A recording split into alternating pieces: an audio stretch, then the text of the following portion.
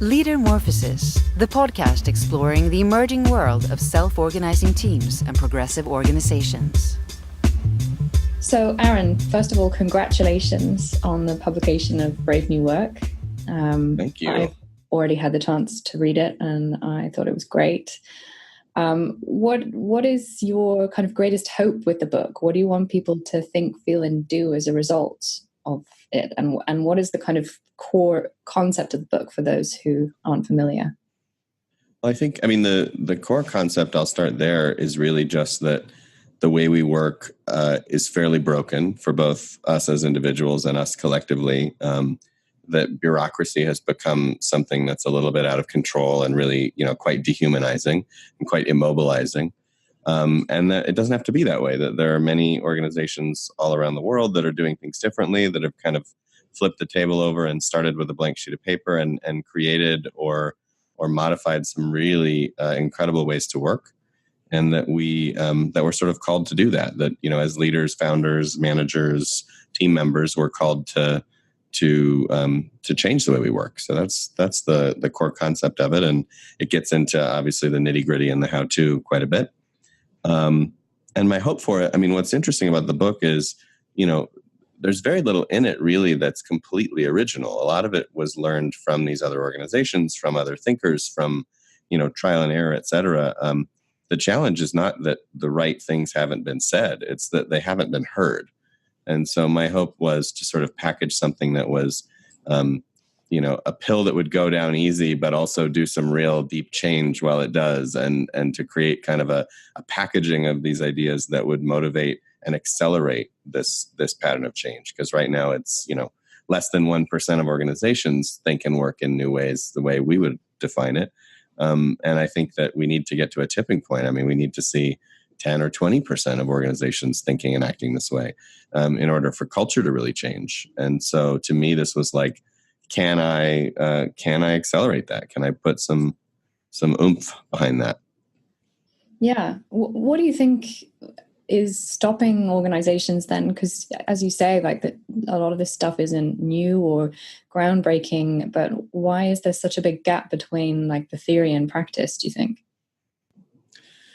I think there's a lot of barriers, actually. The first one is that one of the byproducts of working in a fairly, hierarchical, top-down, bureaucratic way in a market that prizes, never-ending growth is that you're very busy. You don't have time to think.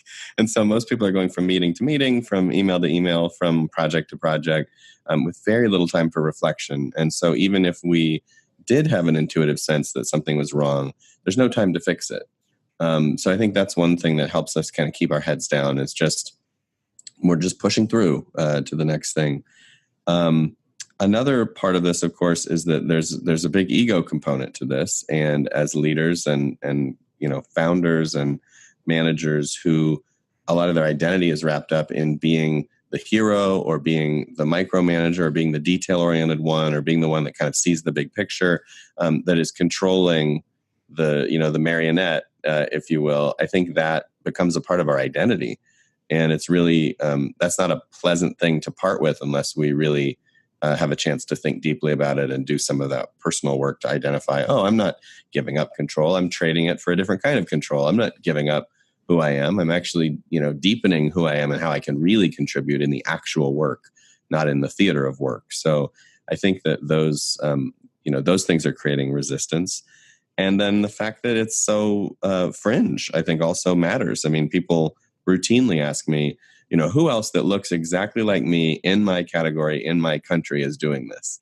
And often the answer is that there's no answer to that, right? There's nobody. And so then it feels like, well, am I the first? And how scary this must be. So, it's one of the reasons I call the book Brave New Work. It's not just new work. It's actually requiring a kind of a courage. And I think that is in short supply. Two of the little phrases that I really liked in the book were complexity conscious and people positive. What do those terms mean to you? Can you say something about what those phrases represent? Yeah. So when I started working on the book, I had this pipe dream that I was going to create like an integrated theory of all these different, alternative ways to work. So you look at agile practice and lean practice and teal and, open organization, all these different kind of grand theories about how we work. And they each have their own lexicon and their own principles and mindsets and all this. And I felt like it's too much to bear. Like when I made a list of them, I mean, you can easily write down 48 or 50 principles that suddenly become overwhelming. And how could anyone be sure that they're in alignment with that on a day-to-day basis? So the thought was like, how do we boil that down to its essence? And so I did a little bit of the madman's weekend of connecting the thread between a bunch of different things. I built a mind map of what they all were and how they interconnected. And what it basically boiled down to was that one side of the story was about, what do we believe about human nature? And one side of the story was about what do we believe about the world at large and how it works. And if you connected all the dots, you ended up with these two kind of fundamental mindsets from which everything else can spring. And so people positive was the first, which is the idea that, it's sort of aligned with like self-determination theory and a lot of other, psychology that tells us a story of people being generally trustworthy and good and motivated and wanting to learn and grow, wanting to take responsibility, seeking out opportunities to learn, feeling like mastery and autonomy and purpose are really at the center of what moves us, as opposed to the kind of other theory, which is the determinist, behaviorist, we're all rats in a box that are waiting for a pellet. We need carrots and sticks. We need to be told what to do. We're lazy. We're untrustworthy, et cetera, right? So there's sort of two worldviews there. The people positive one is obviously the positive one, in my view.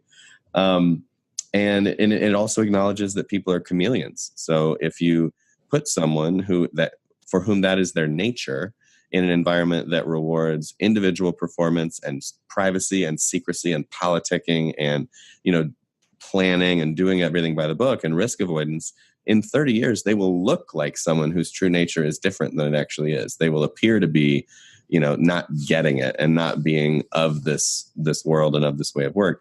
But what I found through actual experience is when you, even for 3 or 6 months, put that person in a different environment, in a different aquarium, suddenly they start to change, and you start that true sort of nature starts to reveal itself again if there's enough psychological safety, if there's enough space, if there's enough kind of reinforcement. So I think that's the people positive side. So that's sort of at the root of all that, of all the humanist thinking about work. And then the complexity conscious was really more about the systemic understanding. So, in systems theory, there are lots of different kinds of systems: simple systems, complicated, complex, chaotic, disordered, et cetera. We really, as a culture, think about everything as complicated. So, a watch is complicated, an engine is complicated. They can be fixed, they can be predicted, they can be controlled. An expert knows what's going on with them. If there's a problem in a system like that, you can fix it. And but the reality is that organizations and different problems that we solve within organizations are across the spectrum of different types of systems. And one of the most common now that we see in a world of rapid change and dynamics and thousands of people bumping up against each other is the complex system. And the complex system is like traffic or weather or raising a 6-year-old or gardening. And that is more unpredictable. It has the potential to surprise us. It has a disposition. It has a way it's trending. But we can't be exactly sure about what will happen if we do this versus do that. And so the only way to understand a system like that is to interact with it, is to nurture it. Nobody ever comes in from the garden and says, honey, I fixed the garden, I like to say. Right? That's just not a rational thing to say. But we do talk about organizations that way, mechanistically, right? We're going to put in this person, we're going to do this new org chart, we're going to introduce this new policy, and everything will be perfect. And so complexity conscious is the mindset that says the world is dynamic, it's unpredictable, we're moving fast, and in fact, we're also, people in a system inside that world. And so we need to be conscious of the fact that that complexity requires a different approach. And that's where, things like test and learn and emergence and waiting and seeing and, continuous steering and all the idea, companies, startups that push code every 10 seconds, those are all ways to try to deal with that complexity and try to make sense of it. So I think those were really the two foundational mindsets. And if you look at them, they can actually be in tension with each other. So, which is really cool. So the complexity conscious mindset might lead us to do experiments that have real costs, right? Experiments where people fail, where people have to be, fired, or where projects end and people lose their jobs, and where the market, we do whatever it takes to succeed in the market by doing all this testing and learning. I mean, look at something like Facebook or Amazon right now, right? That it can be taken to an extreme. And by the same token, the people positive one can too. We can have these incredibly humanist organizations that are not profitable, that can't survive, that don't have an interesting product, that have kind of a very banal offering. And so what's really interesting is when they're in dynamic tension with each other. And most of the organizations that we cover in the book do a pretty good job of that. And they kind of, they hold each other in this balance, in this harmony. So that was really an exciting point in writing the book, where I was like, okay, two mindsets, we can do that. Like, people can remember that, they can understand that. Yeah. I think they're very catchy. It helps that it's alliteration too, like they're catchy little phrases. I'm such a sucker for alliteration. Yeah, aren't we all? I think the human brain just likes it.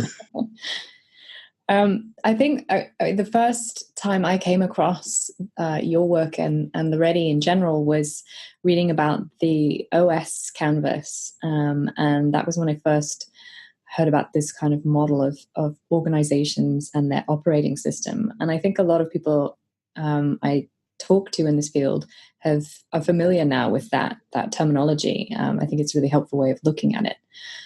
Can you say something about the operating system of an organization and what the OS canvas is designed to do? Yeah. So, I mean, in theory, the goal was people that start to engage in this work, that think about, I'm going to change the way I work.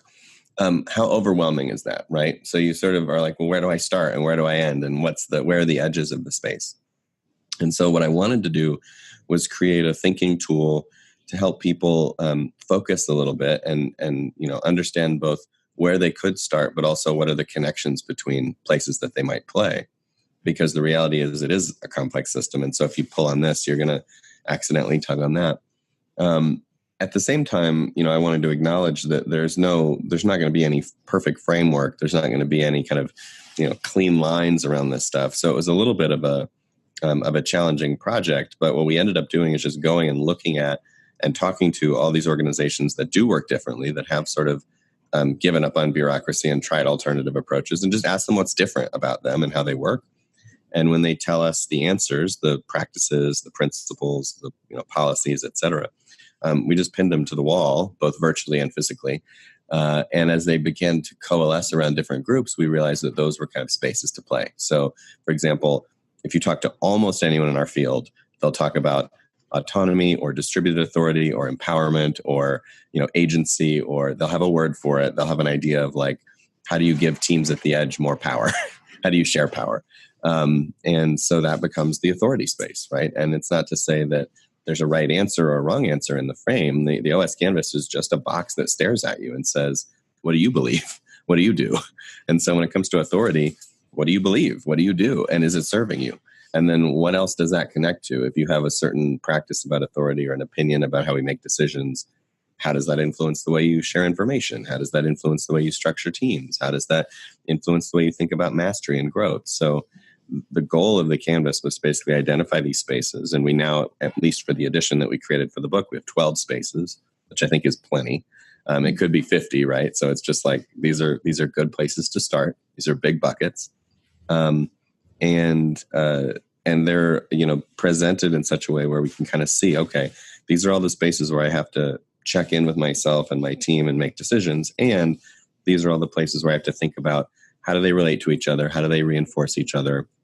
It's not uncommon to hear people that work in the change field talking about antibodies or reactions in the system that kind of resist. And often it's just because we don't understand the connections between these spaces. So we, give a bunch of empowerment out without sharing information. People make bad decisions, and we turn around and say, oh, they can't be trusted to make decisions. When the truth is, we just didn't share the information they needed to make good decisions. So that's kind of the gist of it. And I think this version is sort of the simplest and the cleanest. I mean, these are all single concepts, things that we actually do inside the organization, that, the organizations that we look up to are changing quite rapidly. What were some of the, because I know you did a lot of research of organizations, and obviously you have a lot of experience yourself, like working with organizations and using the OS Canvas and various other tools with them. What to you are some inspiring examples of organizations that are doing things differently or really kind of putting into practice some of these ideas around people positive and complexity conscious? Yeah, I mean, there are quite a few. I think we covered, we ended up collecting close to 68 cases for the book. The more famous ones are quite interesting. Someone like a W.L. Gore or a Burzorg or a Heyer or whoever, they all have a lot in common. I mean, at W.L. Gore, they talk about the waterline, which I know you're familiar with. Things that happen that, might be below the waterline would be things where a hole in the boat would sink the boat. Above the waterline, of course, you can patch it when you get back to shore. And so at a place like W.L. Gore, which is, the makers of Gore-Tex, for listeners that haven't heard that name before, they make decisions all the time. And if they think that the decision is above the waterline, it's not a problem. There's a lot of empowerment, a lot of autonomy. If they suspect it might be below the waterline, then they engage in an advice process. And we see that actually throughout a lot of the cases that we looked at, this idea of, kind of a decision stack, almost like things we're all allowed to do, things that, we're allowed to do with advice, things that require an integrated decision where multiple perspectives consent to the decision. So you kind of, focus on the decisions themselves rather than a hierarchy of people. So in a traditional system, the hierarchy of people says all decisions are made at the top and progressively fewer and fewer decisions at the bottom. And in a model like this, it's more like actually there's a hierarchy of the types of decisions. So most of them you can make yourself, and then some of them you need advice, and a very few you need a more integrated take on it, or you need a very particular role to weigh in. So I think that's quite profound. And then there are other little things. I mean, I'm a big fan of Jason Fried and DHH and the people at Basecamp, and they have this take on policy, which is don't scar on the first cut. So, if you have a mistake or a problem or something that happens that you don't want to have happen again, don't overreact and create red tape that affects everyone. So one person steals a computer, don't put a $15,000 security system in place and make everybody badge in and badge out and lock the computers to the desks. The cost in bureaucracy will be far greater than the cost, savings that you occur. And there's an example in the book from Heyer, or rather from FAVI in France, where the CEO came in to find that people were waiting, to getting permission slips basically, and waiting up to 30 minutes for new work gloves. And, the cost of the downtime of the machines was in the thousands of euro. And then the work gloves are €5. And it's like, that's a scar on the first cut move. Somebody stole a pair of gloves. They freaked out. They put all the equipment under lock and key. So I think that, those are the kinds of stories that really compel me, because they speak to the fact that out of our good nature, out of our desire to try to make things work better, we create these, systems of control that actually end up backfiring on us. So it's not as if anybody woke up one day and was like, I want to, in a Machiavellian way, like put everybody under my boot. It's actually more like, I want to ensure that we're successful. And to do that, I'm going to make some choices that ultimately bite us. So yeah, that's the kind of stuff that gets me excited. Mm. And what are your thoughts about, as you write about how organizational change needs to change, really, that kind of top down, plan everything out kind of strategies of change just don't work anymore. So what is the alternative, and what have you learned about how to, organizational change is hard. But what are some things that we can do to avoid pain that could be avoided, I suppose? I feel like there's a few things. I mean, one is that we misunderstand the system when we look at most change frameworks. So back to the complicated and the complex, you see a lot of frameworks that go through like 5 steps, right? Or 8 steps or whatever. And the idea is somehow in theory that we as a group of 10,000 people are in the same moment at the same time, which is to me just completely crazy. I mean, that is like go to a football stadium and ask if everybody's in the exact same state of mind or in the same stage of life. That's crazy. So to do that and say like we're in the burning platform stage or we're in the experiment stage, some of us are way ahead. Some of us are behind. Some of us are left. Some of us are right. The context is different for some of us. I mean, most of the companies I work with are in, 20, 40, 100 countries. So then to say that the cultural identity and context of each team it's so far-fetched. I have a really hard time with it. The downside, of course, of that approach is then when you do believe that you're in a phase and things aren't going as planned and you're trying to figure out why you're so frustrated. So I think the reality is that we first have to accept that systems are complex and that we can't treat them as sort of monolithic things that are in a single stage of reality. The second thing is the narrative about change itself is pretty messed up. So most of the change narratives I've seen and heard look like stages of mourning. I mean, they're effectively like some really bad shit is coming, so we're going to change. You hate it, you resist it, you trip and fall within this context of the change, and then eventually you pull yourself back up again. And if you're lucky, you end up on the other side of the valley, and now we've made the change. And so that's the metaphor. And so, of course, we then are not surprised when people resist and don't like it. It sort of plays into that narrative of like, of course people are resisting. Of course the laggards don't get it. Of course everybody needs to be told what to do and how to change. But the reality is my experience has been that, people resist change done badly. People don't actually resist all change. They just resist change that doesn't make sense to them. That they have no agency in. I mean, if I went into any company in the world and said, I'd like to buy a new car for everyone, that's a change. Everyone would be totally fine with it. It would be, a widely approved change.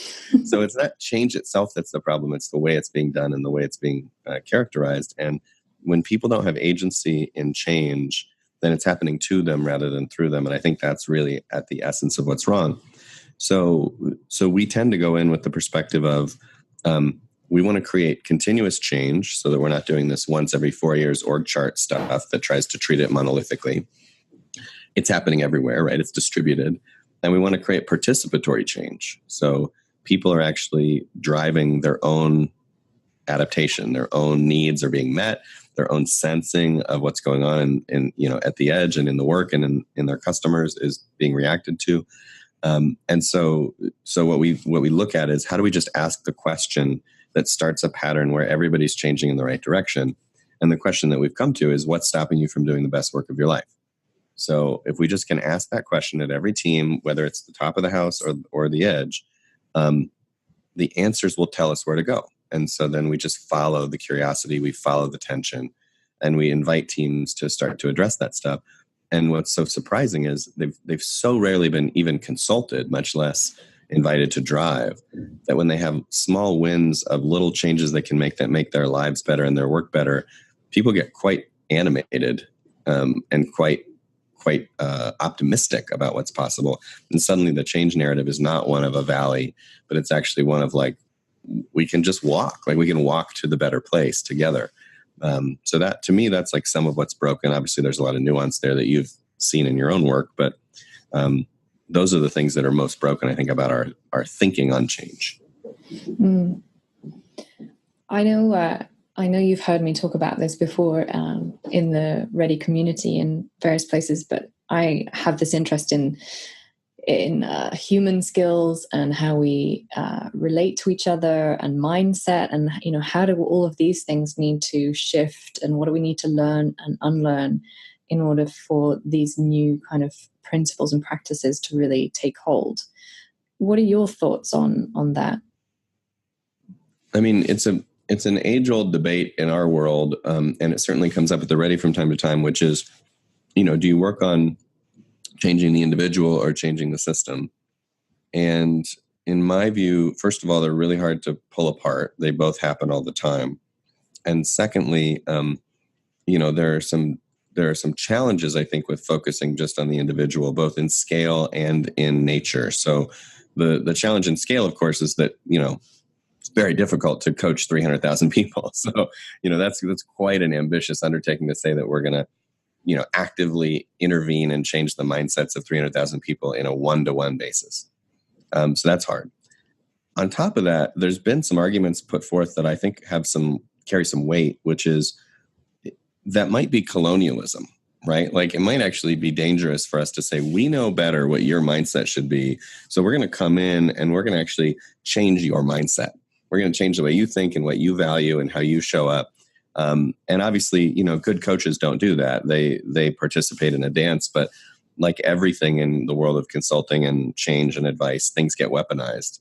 And so I worry about individual change moving in the direction of like, let me change you the way I think I need to change you, or let management hire me to do that, which is even worse. So there's a challenge there. What I do think is true is that if you change the environment, if you change the context and the container, then personal change is bound to happen, and the invitation for it is bound to happen, and the pressures that creates are bound to create growth. So, I often joke on stage, like, it's not the fish, it's the aquarium. And I think that chameleon nature that we talked about earlier is part of this. So yeah, if I want you to be maybe a more inclusive leader, I could talk your ear off about it, and we could do a lot of coaching or even therapy, and we could get really deep. I could do unconscious bias training and all this, or I could design meeting structures and hiring structures that have inclusivity at their core. And then whether you believe it or not, you're doing it. And so then the question is, does that actually start to change you through experience and through kind of the lived reality of an environment that rewards and values a certain set of practices? And so this is the debate. We have it all the time. And I don't think you can have one without the other. I think it is a chicken or egg problem. In many cases, you can't start the work until a leader has had some awakening and realized they want to share power and all that. And that often comes from personal work, from a walkabout or some personal crisis. So that's there. But I think for our perspective, at least, if we can change things in the system that affect everyone at scale, that start new patterns, that reinforce the kinds of mindsets and identities that we want as a collective, that we all believe are going to serve us better, then they can kind of pave the path for that personal development, which then happens and then invites more practice and better practice. And I think we see this happening even in our own company. I mean, you start with a bar here at like bad bureaucracy and a work environment that's filled with misogyny and bullshit. But then even when you elevate to a completely different level, the new consciousness now thinks of all the things that are still wrong and that still could be better. And so you continually raise the bar. So I think there's a dance between system change, individual consciousness, and then further systems change that goes on. I'm only advocating that the first moves can often really make things go faster are often systemic. So that's kind of the way I think about it. But we still debate it and we still play with it and we still nurture different sides of it in different projects, and it's messy. So complex topic, I think. Yeah, for sure. And what about your own personal perspective? Because, you're a founder and a leader yourself, and the Ready is growing. What have been some of the challenges for you, and what have you learned personally about leadership and working in this way with others? Well, this has been an interesting one for me because the Ready is the first time I've done this from scratch. So with my former firm, we kind of transitioned to this way of working from an older way. And that had its own challenges, obviously, but we sort of, navigated them. With this one, I think it's been a different set of challenges because the identity of the firm and the community and the boundaries and kind of, all that stuff that gets formed over time was fluid and actually was co-owned from a very early stage. And so what I've learned is that, you can have a commons, you can share a commons and have self-organization and self-management if the initial kind of intent and boundaries and simple rules are in place to protect and preserve the membership. If you don't have that stuff completely baked, so if you don't have the rules of the community garden on the wall before you walk in, there can be too little structure, right? And so there's always this inhale, exhale of how much structure, what's the minimum viable structure and intent and clarity and identity as a community that's needed for something to kind of hold and to be a thing rather than just a collection of people doing work. And so with the Ready, what I've struggled with is, when can I step back and when do I have to step forward to define that minimum clarity and define that minimum structure and that minimum kind of boundary space around what it is and what it isn't. And I think, if anything, I've erred on the side of being back too much. So I've actually, in my zeal for kind of openness and participation and equity, there's also been a little bit of kind of, not being present in the shaping, or not being as clear as possible about what it is and what it isn't. And I think that's sort of done people a disservice, because without a little bit of that, we can then get lost in a debate about what it could and should be, rather than being part of something with an intent and then going out and manifesting that intent together through self-management.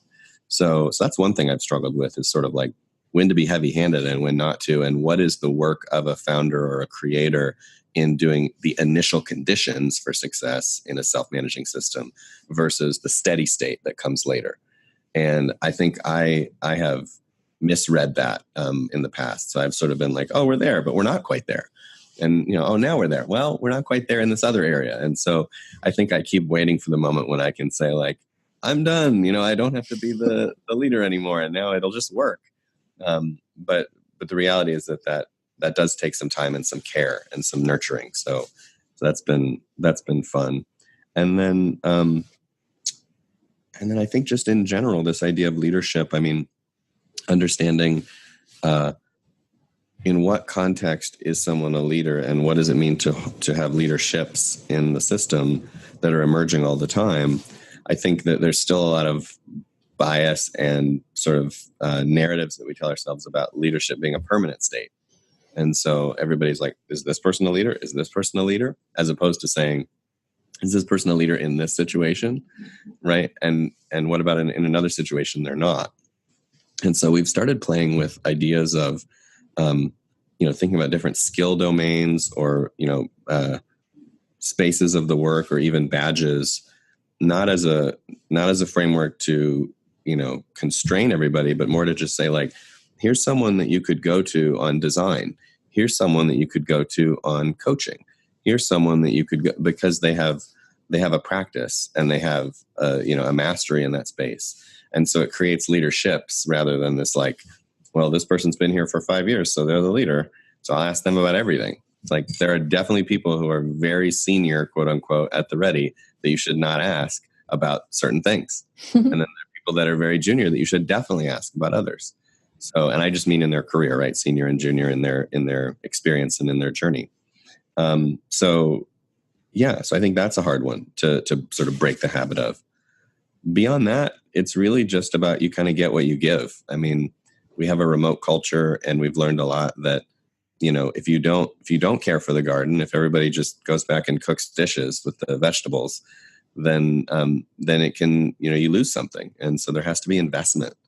And the investment is easier in person. It's harder remotely. And it's harder to ask for investment when everybody has, autonomy and freedom to do what they will, and have different relationships with the firm. And so I think I've also learned that there are times we need to ask for that. There are times we need to expect it, make agreements around it, but we do need to care for this thing in order for it to stay vibrant. Mm. Can you share some examples of, practices or ways of caring for the garden, so to speak, that you think might be helpful for listeners, facing the same challenge? Yeah. So one of them is just showing up. So if we have, a monthly meeting that we all come to share, and half the people don't come, that has a cost. It's not that anybody's wrong. It's not that anybody's going to be punished, but we're all punished, essentially. We all miss something. And if there's a meeting that's not serving us and we don't redesign it, that has a cost. But redesigning that meeting is not what we're getting paid for, right? I mean, we're getting paid to do client work. So it's sort of the shoemaker's kids problem of the work on the organization and in the organization has meaning. So there's that. There's mentorship. I mean, in a system where you don't have formal line managers, how do people get counsel? How do they apprentice to different skills and different stories? How do they get feedback? So having a generous feedback culture is an investment that matters.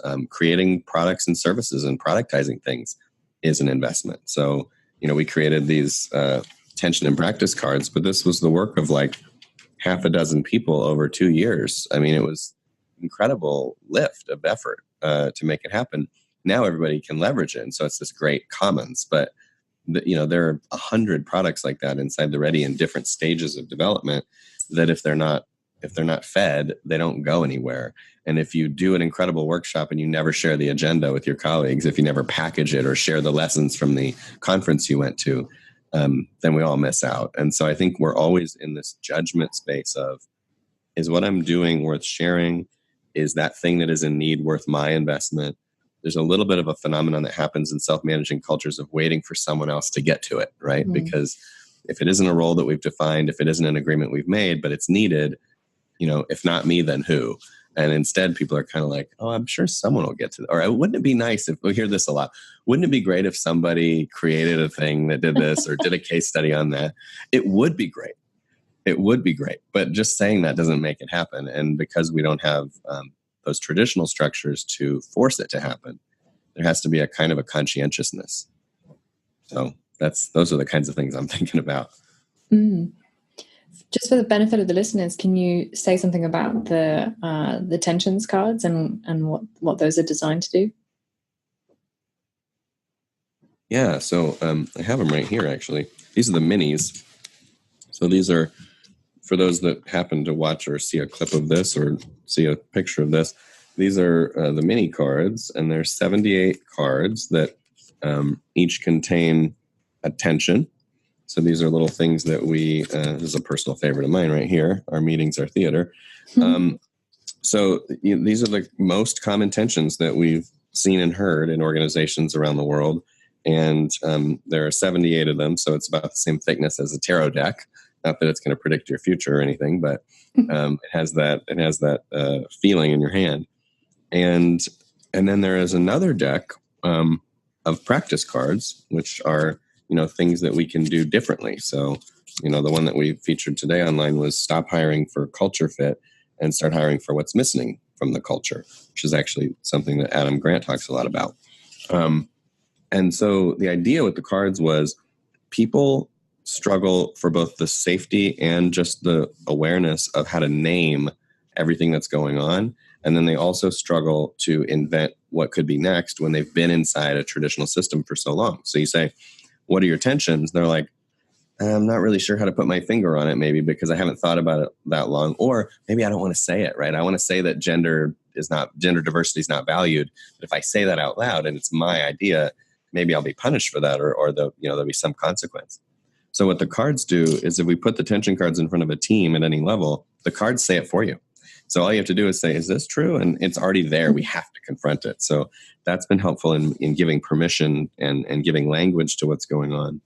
And then the practice side is sort of the same. We don't know what we don't know. And so it's fun to, instead of trying to invent work from scratch, it's fun to look at 78 practices from firms around the world that have really wrestled with this stuff and figure out like what matches with our tensions. What are the things we're willing to try that have already been somewhat proven? Maybe they won't work for us. We'll find out, but that have been somewhat proven that we can pair with those tensions. And that's the basis of your first experiment. So a lot of teams that we'll work with, here's a tension, here's a few practices we're willing to consider. Now you have everything you need to go do an experiment. Who will try that? How long will they try it for? How will you know if it worked? And so then the wheels have been put on the bus and we can move.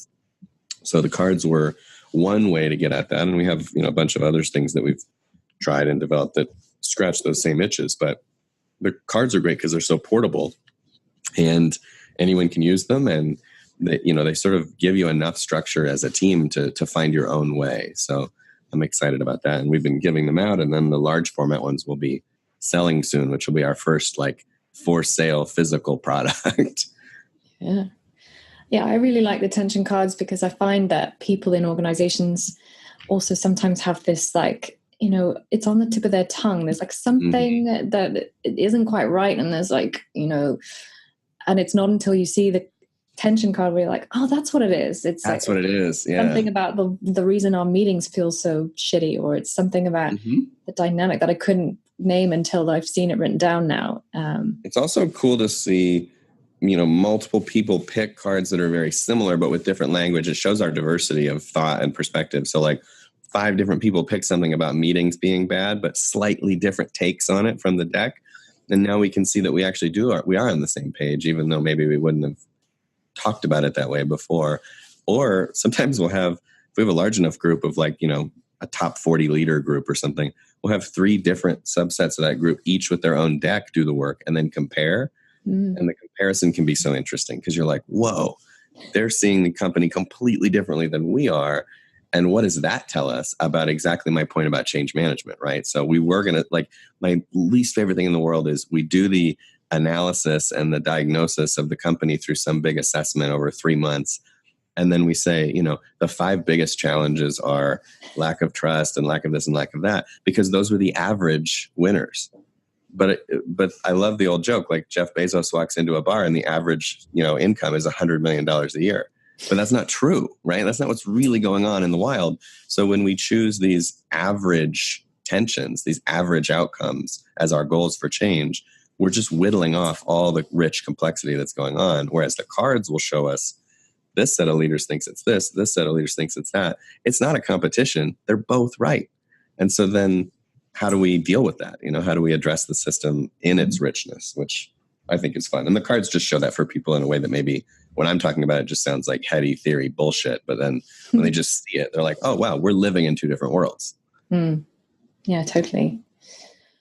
What advice then would you give, people listening who are in an organization that's maybe curious about becoming self-managing, or they're wanting to do things differently in the organization at whatever level they are in their company?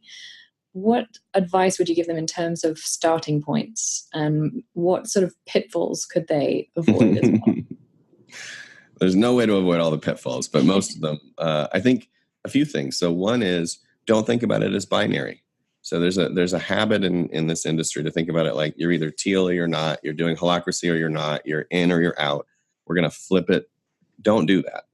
I think there can be moments where you make big changes, right? There's no problem with that at all. I'm a big fan of, open space technology and open space beta and thinking about like, how much can we do, how fast? But this idea that somehow like we're going to wake up tomorrow and it's different is just not true. It's going to be, you're actually buying into a pattern of continuous improvement that never ends. And whatever you do first is whatever you do first. So the question would be, what's present for you right now that you can step into? What's the adjacent possible that is, just one adjustment away? If we can align on those mindsets, if we can align on a belief in people positivity and complexity consciousness, if we can have a principled take on what work should be, then it's really just about arrangement at that point. It's really just about like, how do we untangle what we've tangled and how do we find our way to new things? And that's going to be a journey that goes on forever. So to me, I would spend time on mindset. I would spend time on theory and discussion of the nature of work and the nature of people. I would try things, start small and learn by doing. So try a new meeting type, try a new way to make a decision, borrow a practice from one of these firms that you're seeing in a very small way, in the most, safe to try, tightly constrained place you can, because you'll learn so much from doing that you can't learn from discussing.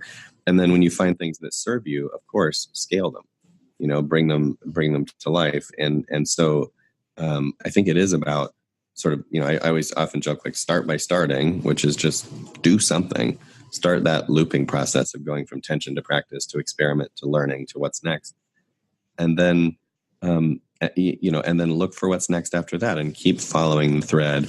And if you find that you and your team or you and the community is ready to do something big, but just don't do it until the readiness is there, until the understanding is there. The other trick, which is the opposite advice, which I love these like, binary dynamic things, but start by stopping. So instead of starting by adding some new practice or some newfangled policy or some new people or whatever, what can you take away? So most of bureaucracy is actually things that are in the way, structures, roles, rules that are in the way. If there are things that are holding you back that you could get rid of and not replace, what a powerful experiment that is. So let's not do this stupid meeting. Let's not have this policy that doesn't trust people. Let's not, and then see what fills the space. And if we treat people with trust and respect and we have transparency, often what fills the space is a fine solution that we didn't have to create. And so I think that that's another place to start, is just start by stopping. It's a great thing to do when you're beginning because you already have all this organizational debt built up and you can make some space for thinking. And once there is some room for thinking, people will come up with incredible things to do next, but they often can't do that when they're bogged down in, the day-to-day shenanigans. So those are some thoughts. Pitfall wise, my biggest problem has been always doing things that are too big, too fast, without enough testing. So whenever I try to roll something out that is too big, too bold, untested, I regret it. I'm like, I wish I would have thought harder about that decision, or done a smaller version of it, or tested it, or gotten advice, or something else. So I think make decisions when you have to, and start experiments all the time. Great. Well, that seems like a good place to end our conversation. Thank you so much. Yeah, thank you, Lisa.